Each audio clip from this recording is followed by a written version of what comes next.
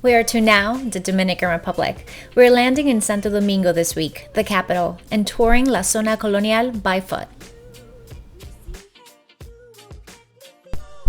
La Zona Colonial is the historic central neighborhood of the Dominican Republic's capital, Santo Domingo. Dating back to 1496, La Zona Colonial is the oldest continuously inhabited European established settlement in the Americas.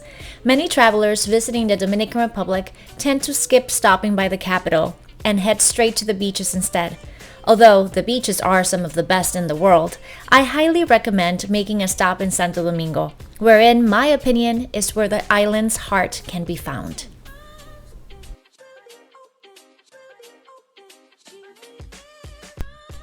Our first stop on this walking tour of La Zona Colonial is at the Dominican Convent.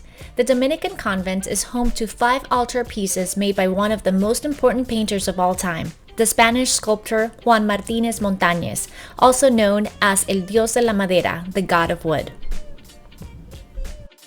Most churches don't allow photography or video inside. This is one of those places you just have to see and explore in person.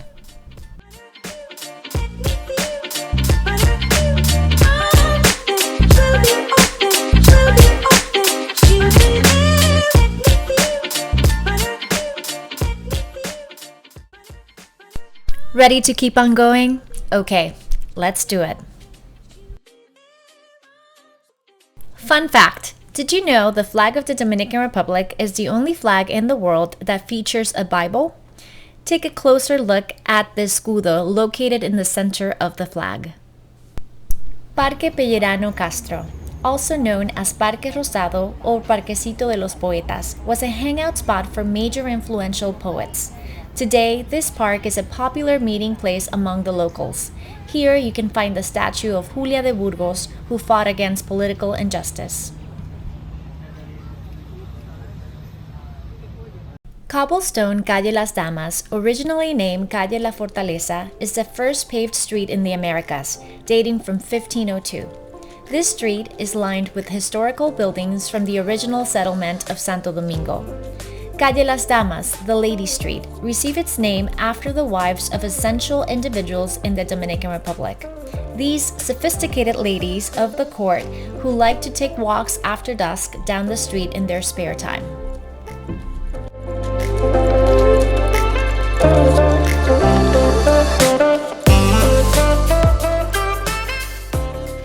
Fortaleza Ozama is the oldest standing fort in the Americas. Built by the Spanish in the early 16th century, Fortaleza Ozama is recognized by the UNESCO as the oldest military construction of European origin in the Americas.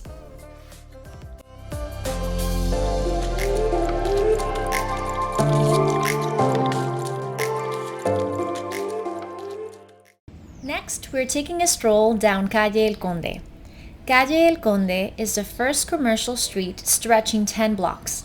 This popular cobble street road is lined with alfresco restaurants, street music, and local souvenir shopping. Calle El Conde runs from Puerta La Independencia, Puerta del Conde, to Escaleras del Conde, ending at the waterfront Malecón by Rio Ozama.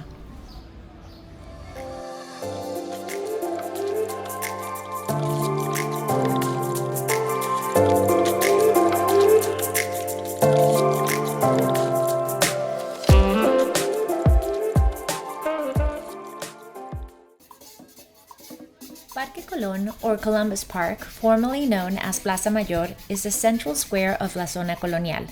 Locals and tourists alike gather here to people watch, enjoy an outdoor meal, shop, or pass the time.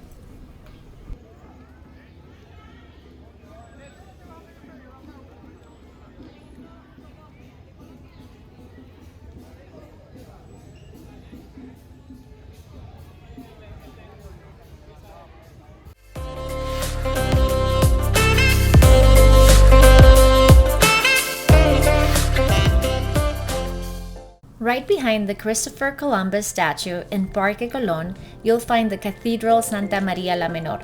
This was the first church in the Americas, noticeable by its Gothic 16th century look.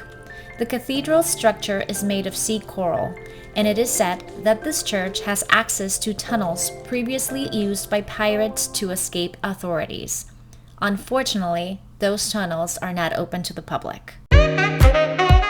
Let's take a mini walking break and cool off while enjoying some artisanal ice cream pops at Paletas Bajo Cero.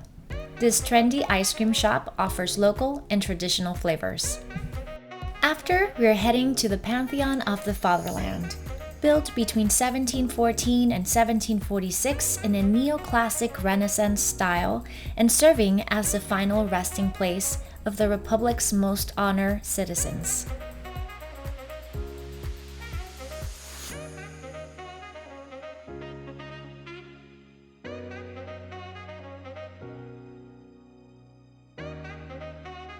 As you continue walking, you'll pass by the Chapel of Our Lady of Remedy. Without official visiting hours, you may enter this Gothic-style chapel if the doors are open. Usually, this chapel is reserved for artistic events and private group tours. Be sure to stop at the Museum of Royal Houses. Built during the colonial era and boasting beautiful courtyards, this museum is divided into 2 floors, housing 20 exhibition rooms that showcase a blending of Spanish, African, and Taíno culture, resulting in the Dominican heritage.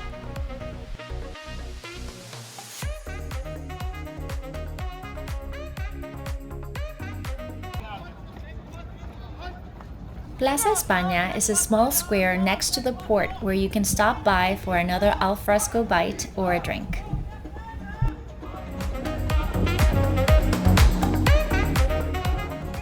Ruins of the Monastery of San Francisco. Built between 1509 and 1560 as a monastery for friars, later turned into a mental asylum in 1880 that was destroyed by a hurricane in 1930 and never repaired after. These remaining eerie ruins are now home to pigeons and haunting ghosts from the past. Let's continue walking these colorful streets.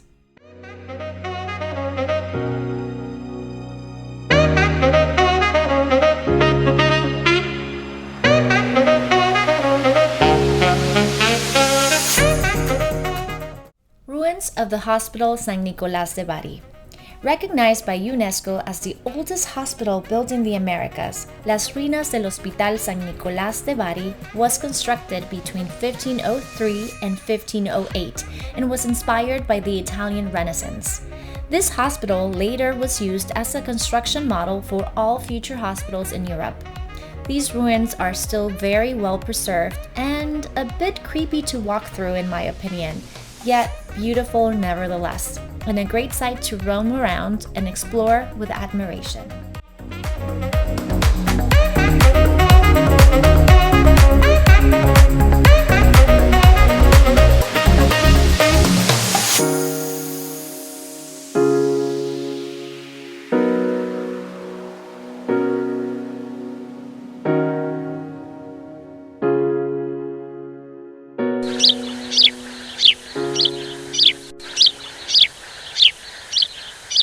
A great souvenir to take home and remember your trip to Santo Domingo can be found at La Alpagateria. This shop offers handcrafted shoes and a hidden speakeasy restaurant located in the back of the store where you can stop for a bite and drink after shopping.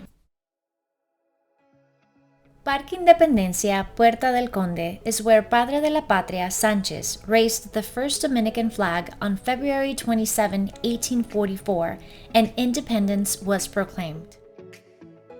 Past La Puerta del Conde, you'll find El Altar de la Patria, the altar of the fatherland, where the founding fathers, also known as los Trinitarios of the Dominican Republic, Juan Pablo Duartes, Francisco del Rosario Sanchez, y Matías Ramón Mella rest in peace. There, you'll also find an eternal flame kept in their memory. Nightlife in Santo Domingo. There are many up-and-coming restaurants and bars in la Zona Colonial. However, most were closed at the time of our visit due to COVID and the city implemented a curfew. If this is still the case when you're visiting, we recommend hanging out in open outdoor public spaces and plazas. Plaza Colon, Plaza España, El Malecón, and Calle El Conde have many al fresco restaurants to choose from.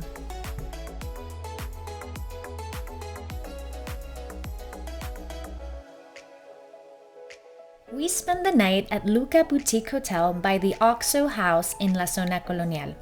Luca's is simple yet a classic boutique hotel built within ruins of the old colonial city, boasting a stunning layout and architecture. Here's a room tour.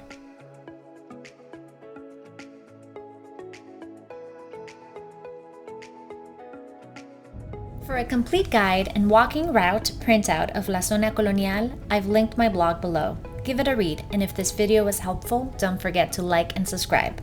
Thanks for watching. Next week, we'll be traveling to Cabarete in the Dominican Republic, so stay tuned.